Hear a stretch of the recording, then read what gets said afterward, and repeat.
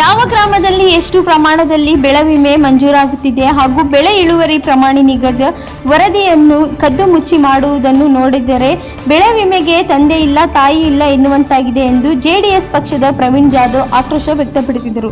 ಕಲಬುರಗಿಯಲ್ಲಿ ಪತ್ರಿಕಾಭವನದಲ್ಲಿ ಸುದ್ದಿಗೋಷ್ಠಿ ನಡೆಸಿ ಮಾತನಾಡಿದ ಪ್ರವೀಣ್ ಜಾಧವ್ ಅವರು ಎಷ್ಟು ಪ್ರಮಾಣದಲ್ಲಿ ಬೆಳೆಯುವ ಮಂಜೂರಾತಿಯಾಗಿದೆ ಎಂದು ಕಮಲಾಪುರದಲ್ಲಿ ಜೆಡಿಎಸ್ ಪ್ರತಿಭಟನೆ ನಡೆದಿದೆ. ಏನಂತಂದ್ರೆ ಇಲ್ಲಿ ಕರ್ನಾಟಕ ರಾಜ್ಯ ಆಗಲಿ ಕಲಬುರಗಿ ಜಿಲ್ಲೆ ಆಗಲಿ ಸಂಪೂರ್ಣವಾಗಿ ಮಳೆ ಬರ್ತಾ ಇಲ್ಲ. ಆದ ಕಡೆಯಿಂದ ಎಲ್ಲ ರೈತರಿಗೆ ಬಹಳ ದೊಡ್ಡ ಸಮಸ್ಯೆಯಲ್ಲಿ ಇದ್ದಾರೆ.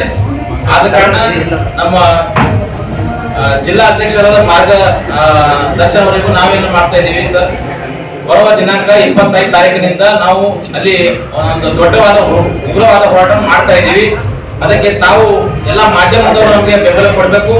ಹಾಗೂ ಅಲ್ಲಿ ಈಗ ರೈತರಿಗೆ ನೋಡಿ ಸಂಪೂರ್ಣವಾಗಿ ಬೆಳೆ ಹಾನಿಯಾಗಿದೆ. ಕೆಲವೊಂದು ಕಡೆ ಮಳೆ ಬಂದಿದೆ, ಕೆಲವೊಂದು ಕಡೆ ಮಳೆ ಬರಲಿಲ್ಲ ಸರ್. ಆದ ಕಾರಣದಿಂದ ನಾವು ರೈತರಿಗೋಸ್ಕರ ನಾವು ನಮ್ಮ ಜಾತ್ಯತೀತ ಜನತಾ ವತಿಯಿಂದ ನಾವು ಉಗ್ರವಾದವನ್ನು ಹೋರಾಟ ಮಾಡ್ತಾ ಇದ್ದೀವಿ. ಅದಕ್ಕೆ ನಮ್ಮ ಪಕ್ಷದ ಕಾರ್ಯಕರ್ತರಿಗೆ ತಮ್ಮ ಮಾಧ್ಯಮ ಮುಖಾಂತರ ಹೇಳೋದೇನಂತಂದ್ರೆ, ತಾವು ಎಲ್ಲರೂ ಬಂದಿರೋ ಈ ಒಂದು ಹೋರಾಟಕ್ಕೆ ಬೆಂಬಲ ಕೊಡ್ಬೇಕಂತ ಹೇಳಿ ಈ ವೇದಿಕೆ ಮೂಲಕ ನಾವು ಹೇಳಕ್ ಇಷ್ಟಪಡ್ತೇವೆ.